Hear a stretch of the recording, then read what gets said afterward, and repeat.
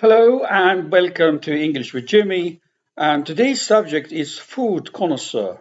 Where we made another video before about drinks connoisseur, which was very successful. Actually, I got lots of good remarks from friends about it. Okay, especially the part of alcoholic drinks and how to drink them and so on. Well, okay. Food connoisseurs as well is similar to a drinks connoisseur, an alcoholic drinks and cocktails connoisseur. What is a food connoisseur? Again, a food connoisseur is like a drinks connoisseur. He is a food expert, okay? A person who knows how to describe food and rate their quality, okay? Um, Food connoisseur travel the world, okay, to sample different types of food, raw food and fresh food, fruits and vegetables, and okay, and cooked meals as well in restaurants, okay. He goes to farms also to sample corn and apples and oranges and rate them, as well as restaurants that he goes there to sample the food there they cook. They are excellent English writers. They know, they're very fluent in the language and very knowledgeable of expressions and descriptions, adverbs and proverbs, and they know how to write properly superb pieces of writings about food.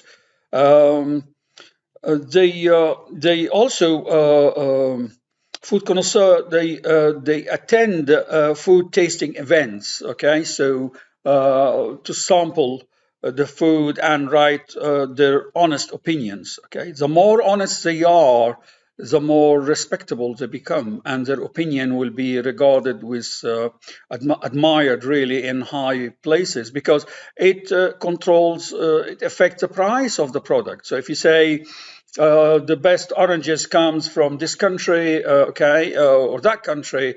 The crop this year was great. The grapes were great, or the wine or whatever in certain area. You affect the price of that product. Okay. Um, Connoisseurs are almost like they are existing every type of food and drinks. Okay, they specialize as connoisseurs for wine, connoisseurs for tomato, for apples, connoisseurs for Indian food, connoisseurs for Chinese food. There are people who know how to sample and speak about food. We use all senses that human senses, or most of them. They use first the eyes, how the food looks, okay, or okay, how it looks. It looks nice, or does it look okay? And then they also use the smell, the aroma of the food, okay, that comes. Also, they touch the food. They touch it to describe the feel of it. It's fluffy or crusty or crumpy or whatever. Okay. Also, they taste the food. Okay. They use the tongue. We are given lots of senses actually, and we use them. Connoisseurs know how to use them and how to describe the food in a very clever way in writings and poetic sometimes. They like writing poetry, especially if they like the food. It's like writing a poem. Okay, and they say it was nice and so on and so on. Food connoisseur writes their opinions in articles that are published in newspapers, books, magazines, on websites, okay, on the internet, and it reaches millions of people. So it's like when you are going to a film or to a theater show and you want to know if it's good or not, you also read about the food or the crop or the meals in certain restaurant or the crop in certain country to know whether to import from this country that food or whether to go to that restaurant to eat or what. It's the food connoisseur is a very effective person. Okay, they influence and affect the success of a restaurant or a crop sales. They could affect the price of the crop in the stock exchange in a market. Okay, so that we can say that the apples or the orange or the coffee or the mango, whatever, from certain areas the price could go up if a connoisseur says that it is an excellent, very high quality. If it says, if a connoisseur says that that product or that produce is not very good, not very good quality, it's down-rated, and so the price of the product also drops in the stock exchange, and it makes some farmers lose millions. Okay, so a food connoisseur not only affects the restaurant and so on, but they affect countries and economy of certain countries. Okay.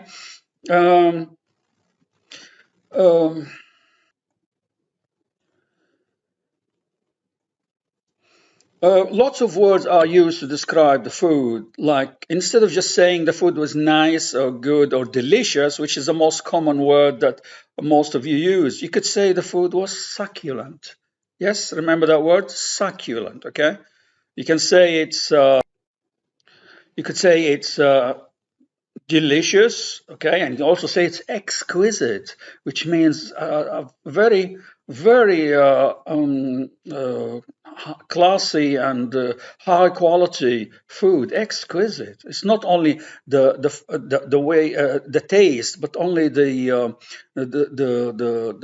way it looks on the plate. Okay, you feel like you don't want to eat it because it looks so beautiful. Okay, it's exquisite.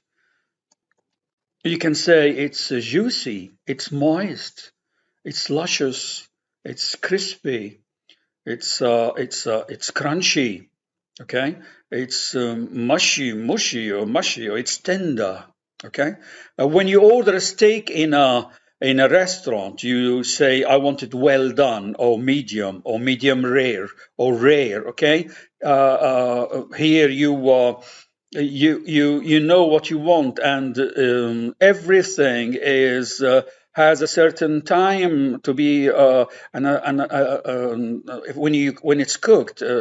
Well done is cooked for 5 minutes, while a rare is cooked only for 1 minute on each side for a steak. So a connoisseur, he knows how the steak should look and taste like. Okay, eating it's a chemical reaction that happens between the human body and the food. And the food, when you prepare it, when you put the herbs with the taste of the food, okay, there's some kind of a chemical reaction between all the elements in the food that produces a taste in your mouth. Sometimes it could be nice, sometimes it could be excellent, superb, sometimes it couldn't be nice, so you don't like the food. So it's not random, guys.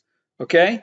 Top food chains and people who specialize in food, they employ experts and chefs that knows a certain quantities of herbs and spices and the different types of taste, and sweet and sour. Okay, the aroma. They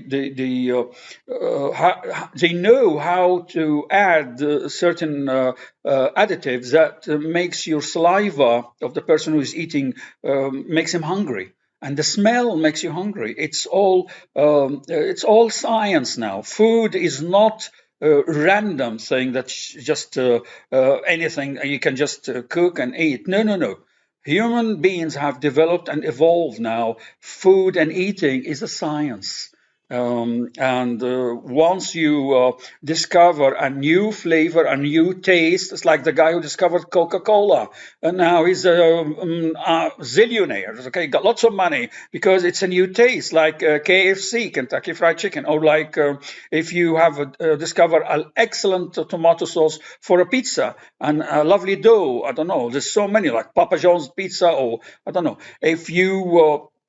If you come up with an excellent taste, an excellent flavor, you could become a millionaire because it's science now. It's not left by random. You have to study and learn very well what all the ginger and the spices and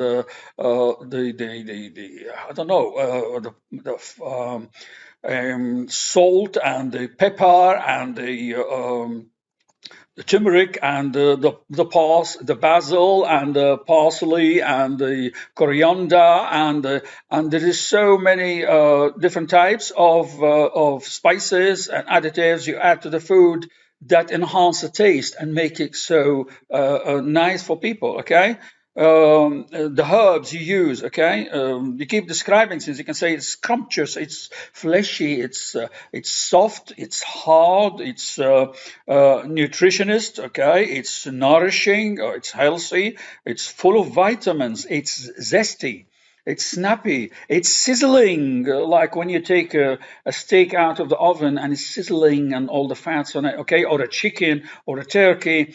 It's exotic, it's tropical, depending on, okay, you're using pineapples, you're using mango, you're using tropical fruits in the food. It's ripe, which is mean very tender to eat, okay, a ripe mango or something like that. Okay, it's finger licking, so you not only eat it, but you want to eat your fingers as well. You want to lick your fingers, you don't want to leave one bit of the sauce or whatever on your, even on your fingers. Okay, it's delicious, delish, you can say delish. It's toothsome, okay? It's crummy, it's yummy, it's yum yum, it's moreish, it's enticing. You want to just go for it. It's mouth watering. Your saliva just start drooling over it once you smell the lovely appetizing food. It's delectable, palatable, tasty, savory, okay? It's rich, it's creamy, it's inviting, it's amorous, it's sapid, it's fancy, it's favorite, it's beautiful to look at, it's mixed, it's alcoholic taste, a bit of rum on the wine, used on the steak, or a white wine or red wine. If you're talking about pasta, the pasta is, or the sauce of the pasta, it's different types of food require different types of description. Food connoisseurs also write menus sometimes, okay, for top hotels. So when you read the menu, it's like a poetry. You're not reading a menu. Someone is describing something as if it's a piece of art, okay? So hence, food connoisseurs are very, very important. The colors, okay, it's like sunrise, it's like it's orangey, it's purple, it's red, it's blue, okay, it's a sky blue, it's turquoise, whatever color you choose, okay. It's important. There's so many words, guys, okay, to describe food and make it very appetizing, okay. Top hotels, okay, like 5 stars hotels and things like that, they require top menus and top writers to describe the menu and the food. Food connoisseurs knows what food to serve in certain occasions and festivities, for Christmas, for Easter, for every occasion, okay, for a banquet, banquet fit for a king or a queen, okay, and presidents and dignitaries and very important people. Food connoisseurs really are knowledgeable. It's, as I said, cooking, okay, and growing crops is a science, is not a random stuff that you do it by random. There are recipes. Some people guard the recipes by like a very, very precious secret, because it makes a lot of money and they don't want anyone to know how it's made, so they will not keep it just for themselves to have a monopoly on the market, okay? There's a lot more to say about food, but because the time is limited on the video, so that I'll just stop there and move on straight away to food idioms. And there's plenty of food idioms, lots of them actually. We're just mentioning a few here just to jog your memory, so you can like you remember a little bit of them. But please search the internet to find any more. Okay, the apple of my eye, someone you appreciate very much. He's the apple of your eyes, food. Okay. She has got a bun in the oven. She's pregnant. A bun, okay, it's food, bun, like the buns, okay. Hot cross buns, okay. There's a nice song for hot cross buns for Christmas, okay. Bad egg means not a good person, okay. Big cheese, he's a boss, okay. Bread and butter, essential income for someone. He's a bread and butter for a company or for a house. It's bread and butter. Bring home the bacon is the person who earns the money in house, okay? Butter him up, which means to make someone easy by giving him some money, okay? A carrot top or orange hair, or someone who's got an orange hair, okay? We call him a carrot top. Cream of the crop means the best. Okay. Don't cry over spilled milk. Don't cry if something happens. Forget about the past. Start afresh. Don't look back. Don't egg her on. A naughty child don't need to be egged on. Okay. Don't be naughty. You'll end up with an egg on your face. To end up with an egg on your face means an embarrassing situation. You're trying to be clever and you end up with egg on your face. Full of beans means someone who's talking not a very trivial subject, not very important. Okay, full of hot air, not very full of beans. A gravy train, someone is taking life doesn't work and live easily. Okay, over other people. He sponges off of them. Okay, he's a little bit of a I don't know. Like I don't know, a parasite. Okay, he just takes of other people, doesn't work. A hot potato, a very important issue or subject that's happening in the news. It's a hot potato. Everyone is talking about it. Okay, hard nut to crack, a difficult situation to understand and to sort out, and tough mind, tough. Okay. In a nutshell, it's a summary. The summary of a subject in a nutshell is, let's say, you can summarize a story of a film in one line. Okay, a policeman chases a drug dealer and he catches him at the end. That's in a nutshell the story of the summary of. Okay, a piece of cake, something very easy. Spice things up. Okay, when things are boring a little bit in a show or something, they try to spice it up with a song, okay, or a joke or a bit of comedy to spice things up. Use your noodles represent brain, so use your brains. Okay, as cool as cucumber, someone who's calm. Okay, so doesn't get excited quickly.